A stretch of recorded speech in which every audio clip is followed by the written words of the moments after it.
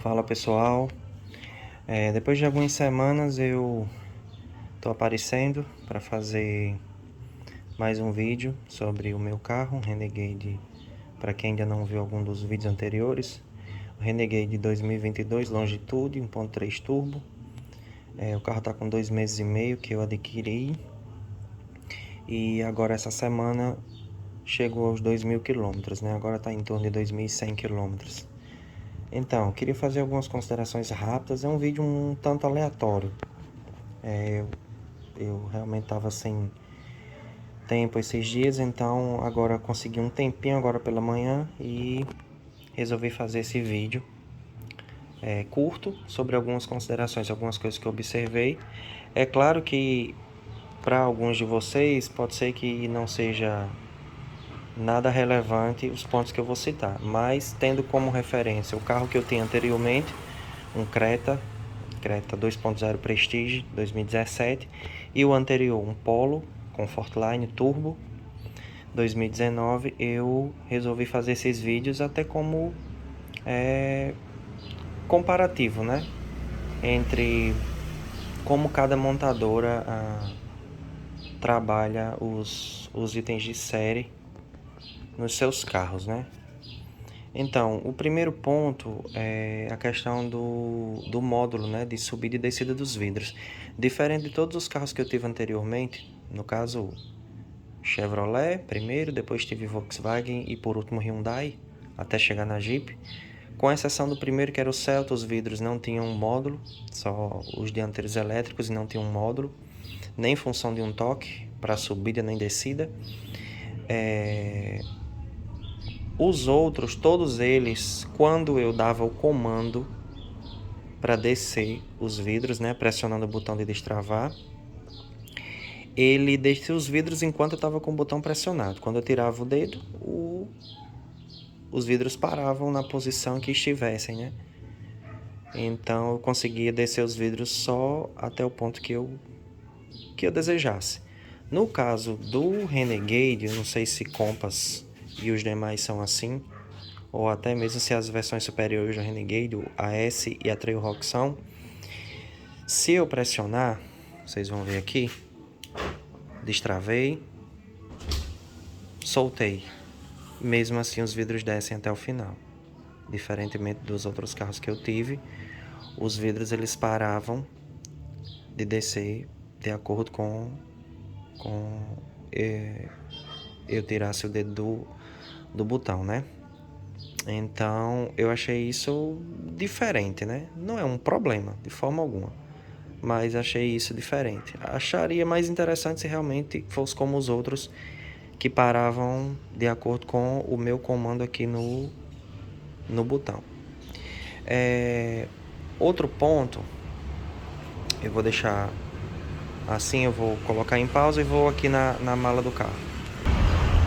Bom, outro ponto é a mala. Se vocês ouvirem algum barulho aí que atrapalhe o áudio, é que eu moro aqui num ponto em que tem um certo fluxo de veículos e acaba talvez atrapalhando aqui a captação do áudio.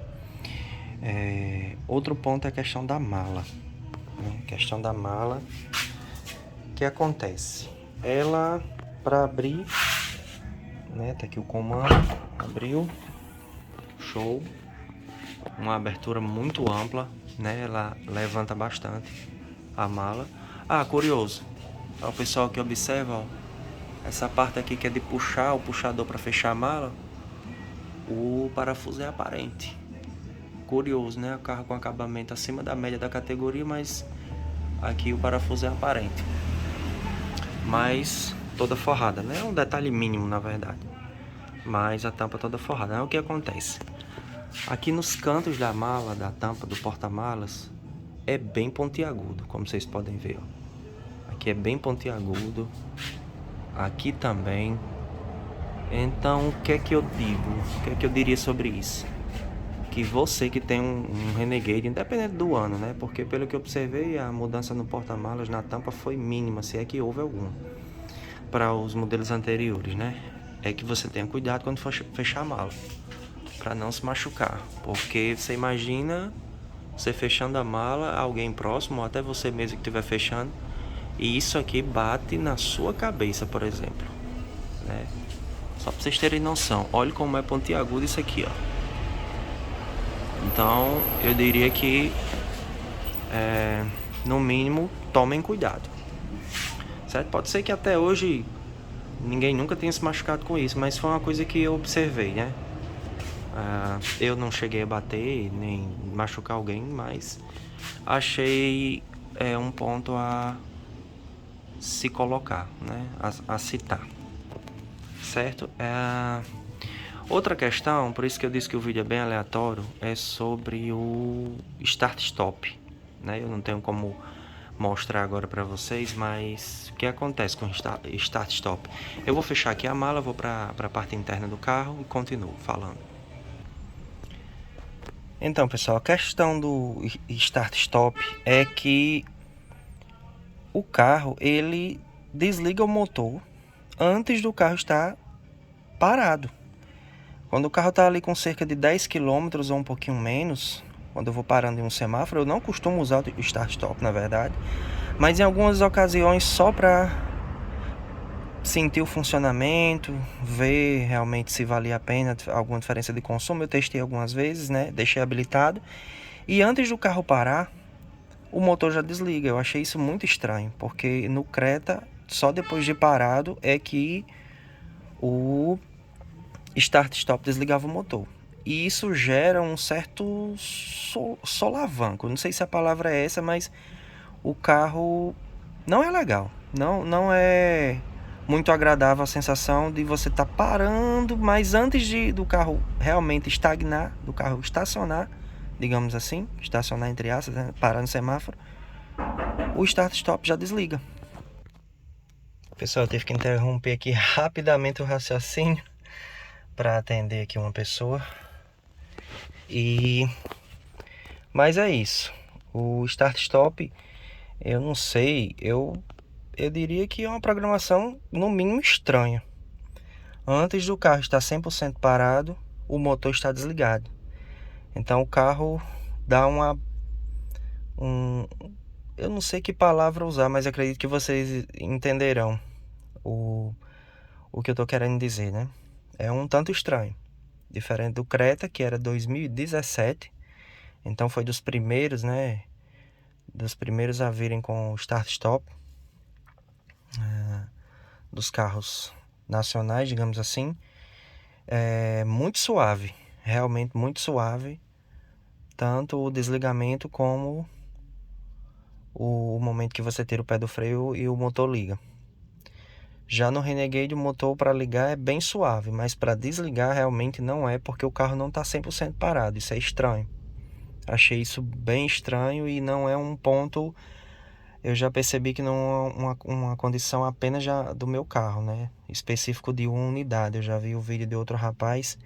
Ele recebeu essa pergunta e fez o teste e constatou a mesma situação. Então não achei agradável o funcionamento do start-stop. Mais um ponto são essas chaves. Essas chaves de seta, né, dos limpadores, que não é automático nessa versão, mas o ponto nem é esse. O ponto é a rigidez na hora de você acionar as chaves. Você vê que o barulho é bem seco, digamos assim. Ó. Quem tem um Renegade aí desde o primeiro, acredito que é a mesma chave. Já vi reclamações, várias reclamações sobre. E se eu não tiver enganado, o Compass usa o mesmo comando, eu não sei, não observei no Commander. O Compass, se eu não tiver enganado, usa a mesma chave. E além dela ser dura, o que mais me incomoda, além disso, é a questão dele não ter aquela função de um toque para entrar a seta. Quem tem, eu tinha isso, né, no Creta, também tive no Polo, até mesmo no Fox Highline 2015 eu já tinha essa função. E no Renegade, mesmo com essas atualizações, volante novo, eles fizeram questão de manter essa chave horrível. Essa chave realmente ela destoa do conjunto, do acabamento. Trocaram o volante, as aletas são bem bacanas, tem um acabamento cromado. Só que as chaves realmente são de uma qualidade abaixo. Não tem o mesmo nível não. Até mesmo o botão aqui de acendimento dos faróis, você vê que é um botão muito bem acabado, muito diferente dos botões da Volkswagen. Parece, como muitos dizem, parece botão de fogão. Realmente parece. Muito bem acabado, muito bonitinho e tal. Mas essas chaves deixam a desejar.